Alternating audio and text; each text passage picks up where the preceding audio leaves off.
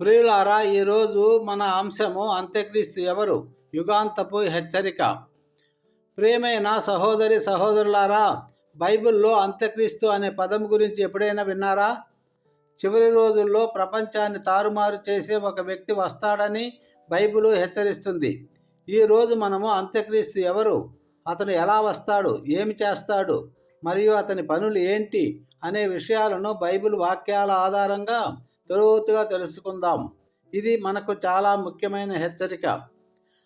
1. Bible పాఠం 1 యోహాను 2:18, 2 తెస్సలోనిక 2:3-4 వరకు. చిన్నపిల్లలారా, ఇది అంత్యకాలము. క్రీస్తు విరోధి వచ్చునని మీరు విని ఉన్నారు కదా. ఇప్పుడు అనేకులు క్రీస్తు విరోధులు బయలుదేరి ఉన్నారు. దీనివలన ఇది అంత్యకాలమని మనకు తెలిసి ఉన్నది. ఏలయనగా ఆ తిరుగుబాటు ముందుగా వచ్చి నాశనపుత్రుడైన ఆ పాపపురుషుడు బయలుపరచబడితేనే గాని ఆ దినము రాదు. వాడు దేవుడని అనిపించుకొనుచున్న ప్రతి దాని మీదను, పూజింపబడుతున్న ప్రతి వస్తువు మీదను తన్ను తానే హెచ్చించుకొనుచు దేవుని ఆలయములో కూర్చుండి తాను దేవుడినని ప్రకటించుకొనును. ప్రియులారా, ప్రసంగం యొక్క ముఖ్యాంశములు: 1. అంత్యక్రీస్తు ఎవరు?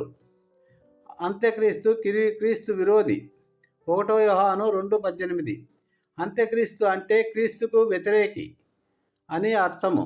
అతను కేవలము క్రీస్తును వ్యతిరేకించడమే కాదు, క్రీస్తు స్థానంలో తానే దేవుడినని ప్రకటించుకుంటాడు. బైబిలు అనేక చోట్ల ఇతన్ని వేరువేరు పేర్లతో పిలుస్తుంది. 1. నాశనపుత్రుడు, 2 తెస్సలోనిక 2:3. అబద్ధపు ప్రవక్త, ప్రకటన 16:13. మృగం, ప్రకటన 13:1. అతను క్రీస్తును, దేవుని ప్రజలను ద్వేషిస్తాడు. యోహాను పత్రికలో అనేక మంది అంత్యక్రీస్తులు ఇప్పటికే వచ్చారని చెబుతుంది. అంటే క్రీస్తుకు వ్యతిరేకమైన ఆత్మ ఇప్పటికే ప్రపంచంలో పనిచేస్తుందని అర్థం. కానీ చివరిలో ఒక మహా అంత్యక్రీస్తు వస్తాడు.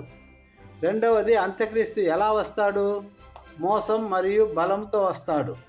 2 తెస్సలోనికల 2:9-10 వరకు. అంత్యక్రీస్తు సాధారణంగా రాడు. బైబిల్ ప్రకారము అతను సాతాను శక్తి చేత వస్తాడంట. అద్భుతాలు, సూచక్రియలు, మహాకార్యాలు చేస్తాడు. ప్రకటన 13:13-14. ప్రపంచ ప్రజలు అతని శక్తికి, మాటలకు మంత్రముగ్ధులవుతారు. అతడు శాంతిని స్థాపించేవాడిగా, ప్రపంచ సమస్యలకు పరిష్కారాలు చూపేవాడిగా మొదట వస్తాడు. ఒక చిన్న కథ మిత్రులారా.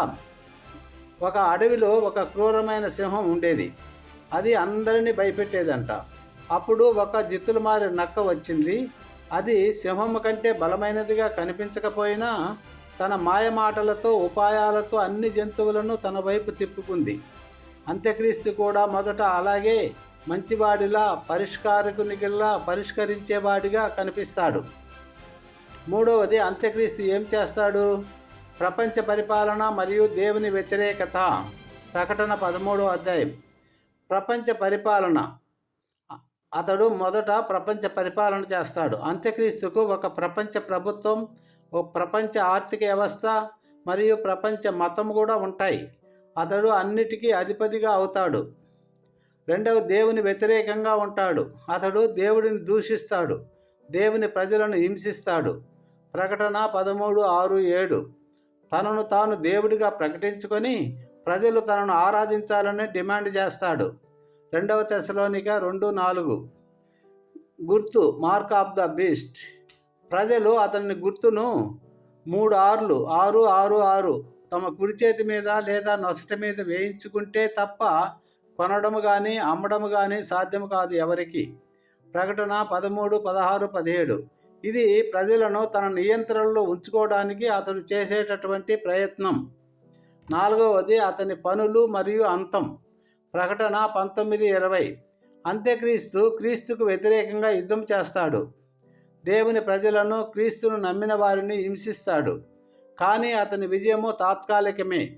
యేసుక్రీస్తు తిరిగి వచ్చినప్పుడు 2వ రాకడలో అంత్యక్రీస్తును, అబద్ధ ప్రవక్తను అగ్నిగుండములో పడవేసి వారికి అంతము కలిగిస్తాడు. సాతానుకు కూడా అదే గతి పడుతుంది. దేవుని విజయం నిశ్చయం. హల్లెలూయా, ఆమేన్. ముగింపు.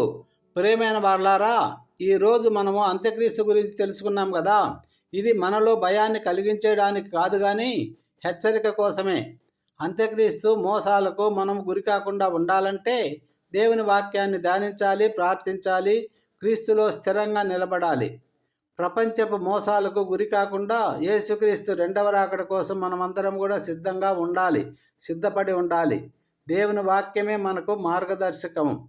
ఆ వాక్యం వెలుగులో జీవిద్దాం. చిన్న ప్రార్థన.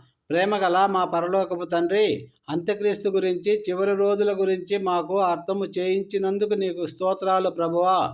ఈ ప్రపంచపు మోసాలకు, తప్పుబోధలకు గురి కాకుండా మమ్మల్ని కాపాడండి. నీ వాక్యములో స్థిరంగా నిలబడే కృపను దయచేయండి. యేసుక్రీస్తు రెండవ రాకడ కోసము మమ్మల్ని అందరినీ సిద్ధంగా ఉండే హృదయాన్ని మాకు ప్రసాదించండి. యేసుక్రీస్తు పరిశుద్ధ నామములో అడిగి వేడుకుంటున్నాము తండ్రి. Amen. Thank you, Jesus. God bless you all. Have a good night.